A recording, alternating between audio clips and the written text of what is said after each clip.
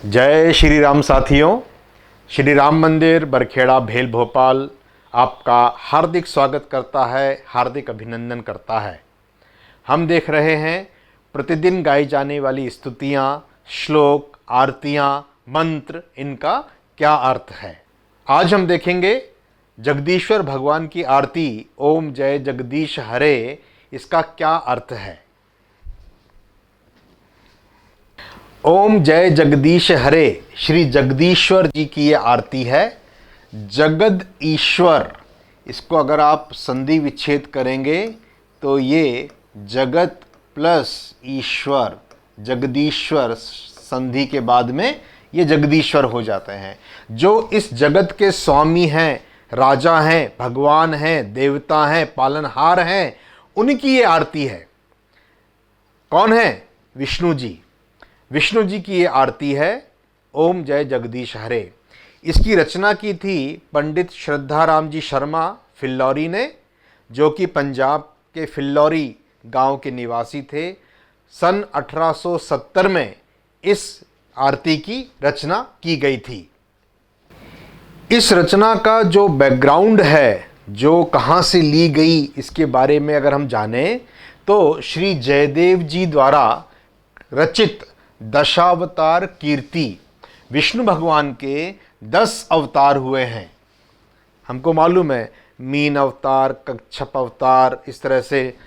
तो उन 10 अवतारों के बारे में, उनकी संदर्भों के बारे में जयदेव जी ने द्वारा लिखी गई थी। जैसे कि ये तो 10 छंद हैं। मैं आपको मुख्य बात बता दूं, हर एक के बारे में जैसे बताया गया है। प्रलय के समय पूरी जो धरती है, समुद्र का जल, उसने पूरी धरती को ढक लिया था। इस तरह से केशव विष्णु जी को बोला गया है। धृत मीन अवतारा, पहला अवतार जो था वो मीन अवतार था, मीन शरीर। जय जगदीश हरे, ये जो वर्ड आया जय जगदीश, जगत के ईश जो हैं, जगत के ईश मतलब देवता, राजा, स्वामी। ईश का मतलब होता है हरे। हरे कौन है? एक्चुअली में ये हरि शब्द से हरे बोला गया है। वैसे इसके 3 अर्थ होते हैं। हरे का मतलब होता है पहला हरण करना, भक्तों के कष्टों को हर लेने वाला हरि, तो हरे शब्द वहां से आया। दूसरा ये होता है कि भगवान विष्णु को हरि बोलते हैं, और जब इनका उपयोग हम इस तरह से करते हैं जय जगदीश, तो हरि की जगह यहाँ हरे हो जाता है। ये संस्कृत की नियम के अनुसार। तो हरि कौन है? हरि भगवान विष्णु ही हैं।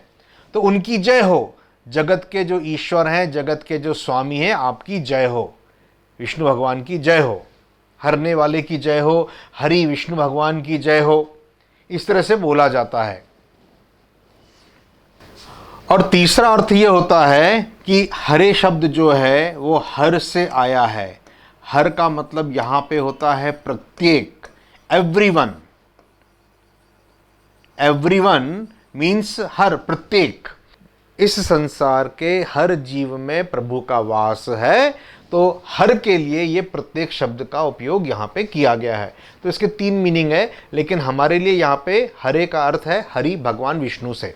तो ये जो इन्होंने रचा था जयदेव जी द्वारा, इसमें ये आया है बार बार, हर छंद में आया है जय जगदीश हरे। फिर दूसरा अवतार हुआ केशव धृत कच्छप। कच्छप मतलब कछुआ, कछुए का रूप धरा था उन्होंने। जय जगदीश हरे, विष्णु जी के बारे में उनकी जय जयकार की जा रही है। देखिए तीसरा केशव धृत सूकर रूप। सूकर अवतार जो वाराह अवतार था, जब कहते हैं कि धरती पानी में डूब रही थी, रसातल में जा रही थी, तो उन्होंने वाराह अवतार रख करके पृथ्वी को बचाया था। चौथा अवतार नरसिंह अवतार, नरहरि। केशव ने, भगवान विष्णु ने धृत रखा नरहरि रूप। जय जगदीश हरे, उनकी जय जयकार है। किसकी? हरि, जगत के स्वामी विष्णु, जगत के स्वामी विष्णु की जय जयकार है। फिर 5वां अवतार वामन अवतार था। 6वां अवतार धृत भृगुपति, भृगुपति, भृगुपति किसको बोलते हैं? परशुराम को बोलते हैं। परशुराम का रूप अगला था। फिर आया राम अवतार। सबको मालूम है त्रेता युग में भगवान राम का अवतार हुआ था। उसके बाद आया हलधर। श्री कृष्ण को भी बोला गया है यहाँ पे। श्री कृष्ण का अवतार हुआ हलधर अवतार। जो जयदेव जी थे वो बंगाल के सेन वंश के अंतिम राजा लक्ष्मण सेन के राज दरबार में उनके ऊपर आश्रित महाकवि थे। जयदेव जी का जन्म जो हुआ था वो ओडिशा के भुवनेश्वर के पास केंदु बिल्व नाम का एक गांव है, वहां पे हुआ था। अब ओडिशा में रहने के कारण भगवान जगन्नाथ से उनका विशेष लगाव था। तो भगवान जगन्नाथ जी विष्णु के अवतार माने गए। उनकी स्तुति वो किया करते थे। एक ग्रंथ उन्होंने लिखा था गीत गोविंद। गीत गोविंद में उन्होंने भगवान विष्णु के बहुत सारे अवतारों के बारे में, 10 अवतार के बारे में भी वंदना की है। भगवान कृष्ण और राधा के बारे में, उनके गोपियों के बारे में, उन्होंने लीलाओं के बारे में वर्णन किया है। ये करीब करीब 12वीं शताब्दी मतलब 1116 के आसपास उन्होंने ये रचना की थी। उसमें उन्होंने भगवान विष्णु को जगन्नाथ, जगदीश, दशावतारी, मधु रिपु, मधु राक्षस के रिपु मतलब शत्रु, मुरारी, मूरा नाम का जो राक्षस था, मूरा, उसके रिपु के कारण मुरारी, जैसे आपको मैंने पहले बताया है त्रिपुरारी भगवान शंकर को बोला गया है त्रिपुर राक्षस के लिए। त्रिपुर जो 3 लोग थे उसको उन्होंने नष्ट किया था, शत्रु थे वो उसके, त्रिपुरारी। भगवान राम को खरारी भी बोला गया है क्योंकि खर राक्षस के शत्रु थे वो, खरारी। तो मूरा राक्षस के शत्रु के कारण मुरारी नाम पड़ा श्री कृष्ण भगवान को। श्री कृष्ण मुरारी बोला जाता है ऐसे। हरि नाम दिया गया उन्होंने, गोविंद नाम से पुकारा, कृष्ण नाम से पुकारा। अनेक अनेक विष्णु भगवान और कृष्ण भगवान और रामचंद्र जी ये सब एक ही अवतार माने गए हैं, विष्णु जी के ही अवतार माने गए हैं इनको। तो इन सबको एक ही नाम से, तिरुपति जाइए गोविंदा गोविंदा, वेंकटरमणा गोविंदा, तो गोविंदा कृष्ण भगवान के लिए भी है, गोविंदा गोविंद मतलब हमारे जो विष्णु भगवान है उनके लिए भी है। तो इस तरह से ये नाम पुकारे गए, उन्होंने इसका वर्णन किया है। नवा अवतार बुद्ध का था, केशव ने रखा, भगवान विष्णु ने रखा बुद्ध का अवतार। और 10वां कल की अवतार, ऐसा बोलते हैं कि कल की अवतार अभी होने वाला है। जब इस धरती पर पाप बहुत बढ़ जाएगा तब ईश्वर कल्कि के रूप में जन्म लेंगे। श्री जयदेव कविरेद, ये मतलब उन्होंने अपना नाम लिखा कि जयदेव जी ने ये रचना की है ना, दशाविधि रूप जय जगदीश हरे। तो एक्चुअली में जो आरती है, आरती में ओम जय जगदीश हरे ये जो शब्द आया है वो यहां से आया है। तो शुरू करते हैं इसका अर्थ। आरती श्री जगदीश्वर की, जगत के ईश्वर की। ओम ये ब्रह्मनाद होता है। ओम के बारे में कहा जाता है कि जो संपूर्ण ब्रह्मांड है इसकी उत्पत्ति जब हुई है तो जो नाद उत्पन्न हुआ है, जो ध्वनि उत्पन्न हुई है वो ओम है। तो ये ब्रह्म स्वरूप को द्योत करता है, उसको बताता है ओम। फिर अ उ म, ब्रह्मा विष्णु महेश। ओम जब आप लिखते हैं तो 3 इसमें शब्द आते हैं जो ब्रह्मा विष्णु महेश के द्योतक हैं, ऐसा भी बोला जाता है। ये एक परम पिता परमेश्वर का नाद है ओम। जय जय जयकार आप कर रहे हैं किसकी? जगत के ईश की, जिन्होंने भी इस जगत की रचना की है, जो इस जगत के पालनहार हैं, जो इस जगत के राजा हैं, जो इस जगत के स्वामी हैं, है ना, उनकी जय जय जयकार कर रहे हैं। कौन? हरि। हरि कौन? विष्णु भगवान जिनको आप बोलते हैं। विष्णु जी की आरती है ये, विष्णु जी की। स्वामी जय जगदीश हरे, आप हमारे स्वामी हैं, आप हमारे पालन करने वाले हैं। भक्त जनों के संकट, भक्त लोगों के संकट, जन का मतलब होता है लोग, जन गण मन, तो जन का मतलब जो लोग हैं, इस गणतंत्र के जो लोग हैं। तो भक्त जनों के संकट, उनके ऊपर जो संकट आते रहते हैं, जीवन में अनेक प्रकार की विपत्तियां आती रहती हैं, पैसे से, स्वास्थ्य से, है ना, संबंधों में संकट उत्पन्न हो जाते हैं कई बार, वो क्षण में दूर करें, बहुत कम समय में। क्षण का मतलब होता है सेकंड समझ लीजिए। भगवान के पास इतनी पावर है, जिन्होंने इस धरती को बनाया है, वे चाहें तो कुछ भी कर सकते हैं, सर्वस्व है वो। तो वो भगवान जो है वो भक्तों के संकट तुरंत ही दूर कर देते हैं।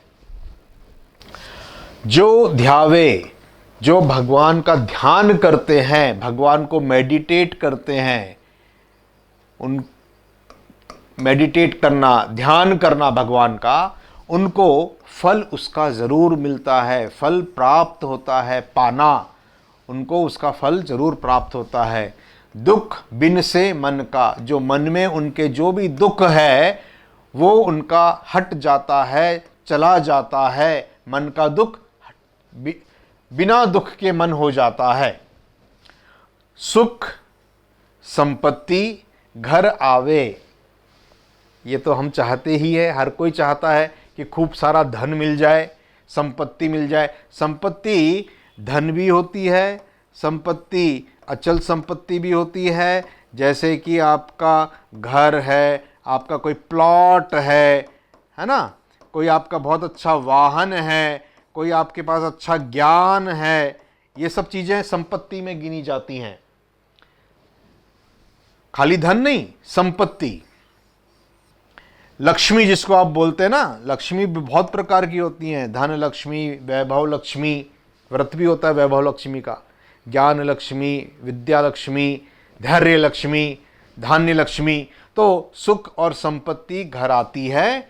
कष्ट मिटते तन का, तन का मतलब होता है शरीर का जो कष्ट है, शरीर का कष्ट, शरीर में नाना प्रकार के कष्ट उत्पन्न हो जाते हैं अनशन खाने से, और कहीं दुर्घटना हो गई, कुछ हो गया, तो सुख संपत्ति घर आती है, और हमारे शरीर का भी अगर कोई कष्ट है वो भी दूर हो जाता है। मात पिता तुम मेरे, जिस प्रकार माता और पिता अपनी संतान का पालन पोषण करते हैं, उसकी बचपन से, जन्म से लेकर के, माँ का जो रूप है, इसीलिए देवताओं का रूप माना गया है, क्योंकि जन्म से, पहली सांस से वो अपने शिशु का, अपनी संतान का पालन पोषण करती है। पिता बेचारे धूप में, गर्मी में, नाना प्रकार की परेशानियां झेलते हुए पैसा कमा के लाते हैं, जिससे घर परिवार चलता है। तो माता का और पिता का, दोनों को देवता का रूप माना गया है। मात पिता तुम मेरे, आप मेरे जो है माता और पिता हैं, मेरे पालन करता हैं, मेरे रक्षक हैं। माता पिता का एक कर्तव्य भी ये भी होता है, बच्चों की रक्षा करना, बच्चों को सही ज्ञान देना, शिक्षा देना, उनका पालन पोषण करके उनको योग्य बनाना। शरण गहूं मैं किसकी, शरण गहना, गहना मतलब मैं जाना, आपके अलावा मैं किसकी शरण में जाऊं। आप मेरे माता और पिता हैं, आप मेरे नाथ हैं। जब बच्चों के माता पिता खत्म हो जाते हैं तो उन बच्चों को अनाथ बोला जाता है, जिनके ऊपर, क्योंकि माता पिता से अच्छा वेलविशर कोई भी नहीं होता है। तो ईश्वर कैसे माता पिता हैं, मैं आपके अलावा किसकी शरण जाऊं, किसकी शरण में जाके गुहार लगाऊं। तुम बिन और न दूजा, आपके बिना कोई और दूसरा नहीं है, सिर्फ वन एंड ओनली वन, केवल आप हो, आपके अलावा कोई दूसरा नहीं है।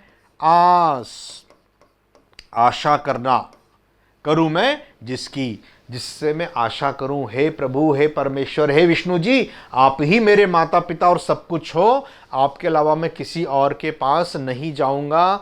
मैं जिससे कुछ आशा करूं, ऐसा कोई भी नहीं है।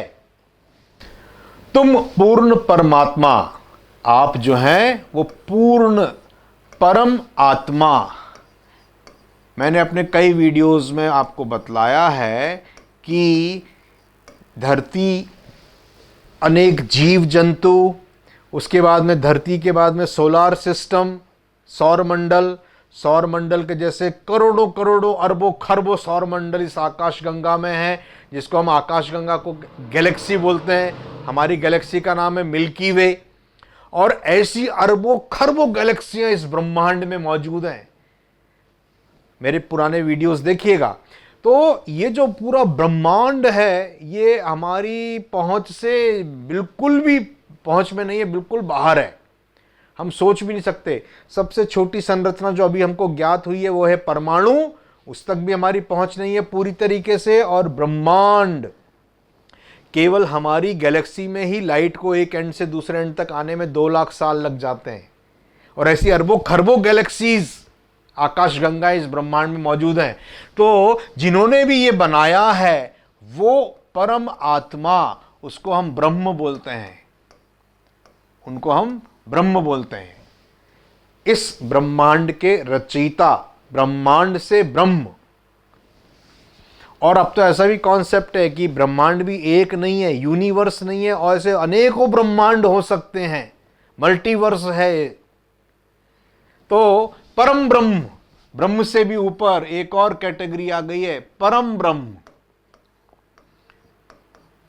परम ब्रह्म, परम ब्रह्म के अंडर में ब्रह्म है, ब्रह्म के अंडर में देवी देवता लोग आते हैं, भगवान जिनको हम बोलते हैं, भगवान के नीचे फिर मनुष्य वगैरह आते हैं, पशु पक्षी आते हैं, सारी सृष्टि आती है। तो आप जो है फुल पूर्ण परमात्मा के रूप में हैं। तुम अंतर्यामी, अंतर्यामी का मतलब होता है अंतर मन की बातों को जानने वाला, जो हमारे मन की बातें समझ ले, जान ले। ऐसी विद्या होती है, मैंने खुद देखी है। कई ऐसे लोग हैं जो आपके मन में क्या चल रहा है, दिमाग में क्या चल रहा है, वो सब जान लेते हैं, 100% गारंटीड। तो हे प्रभु, आप तो अंतर्यामी हैं। पार ब्रह्म, देखिए ये आ गया परम ब्रह्म का जो मैं आपको कॉन्सेप्ट बता रहा था।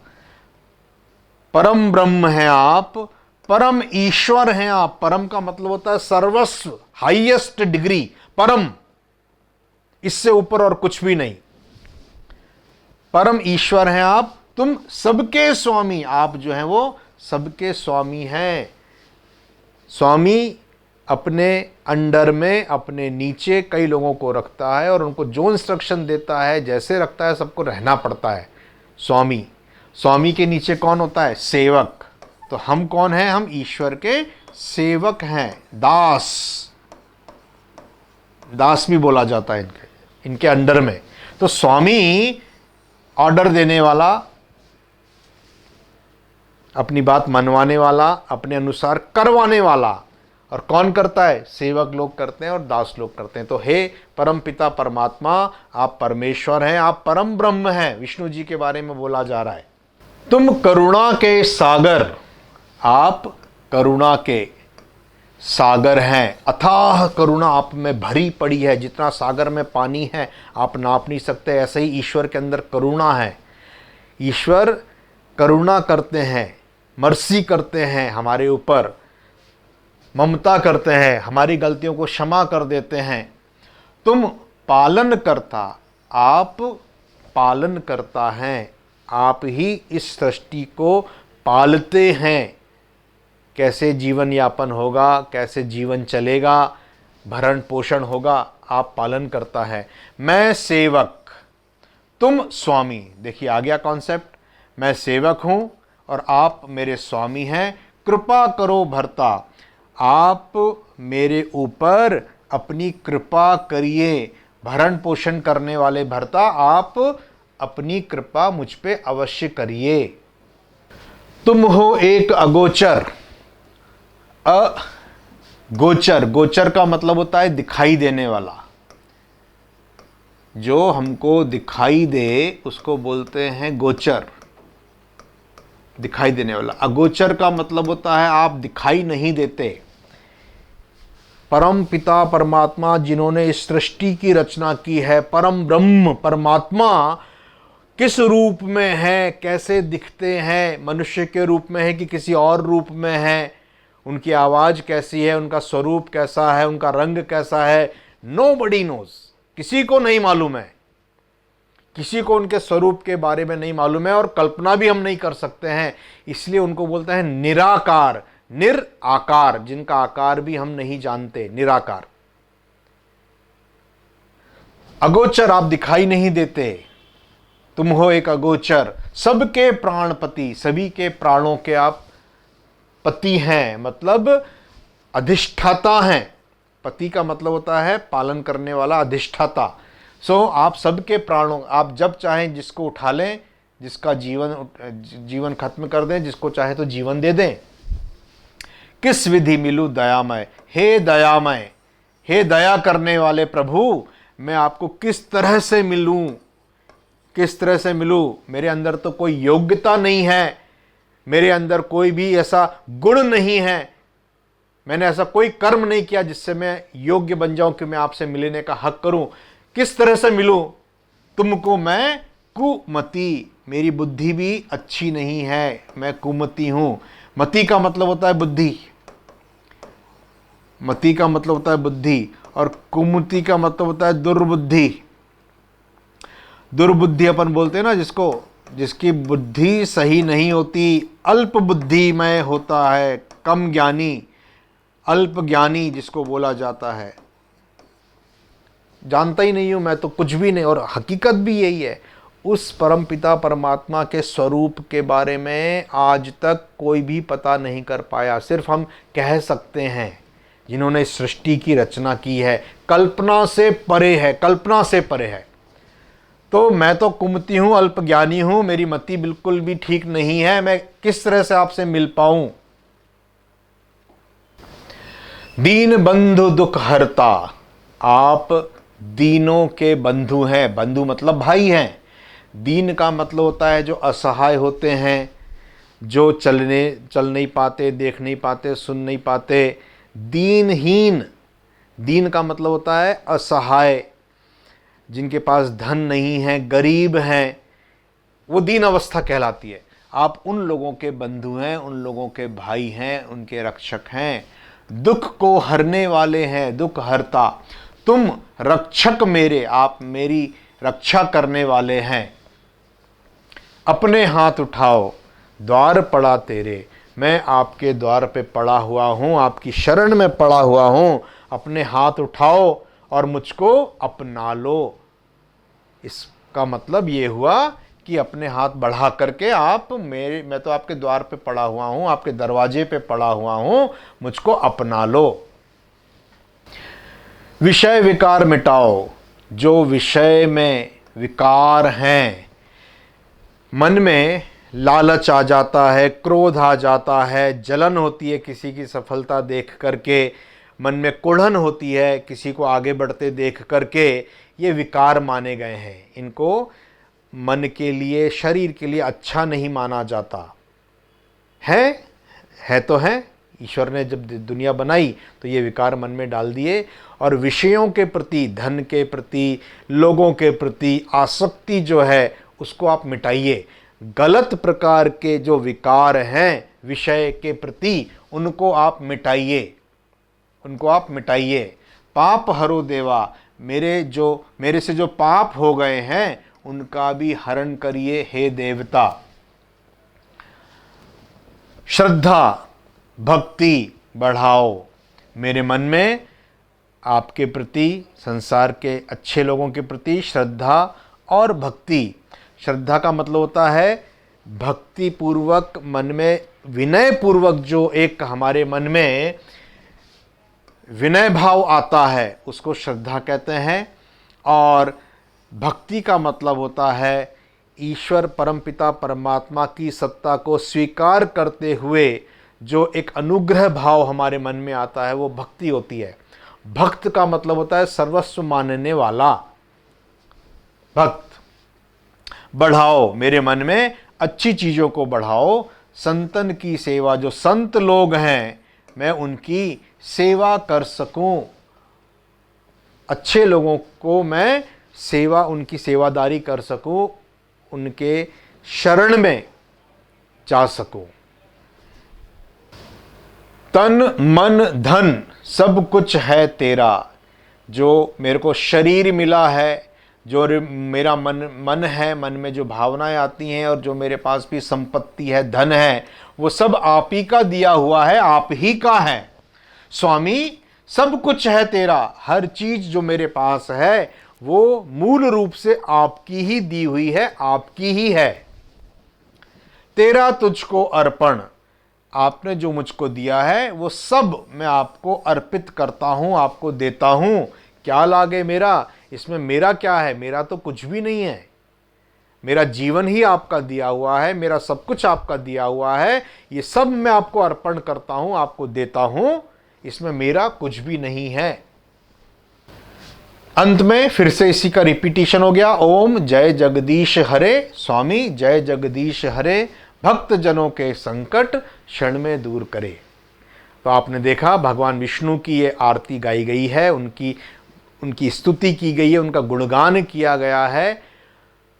जगदीश का मतलब जगत के ईश, इस पूरे जगत के जो स्वामी हैं, जिन्होंने इसकी रचना की है, इसके पालन करता है भगवान विष्णु, उनकी आरती आज हमने देखी।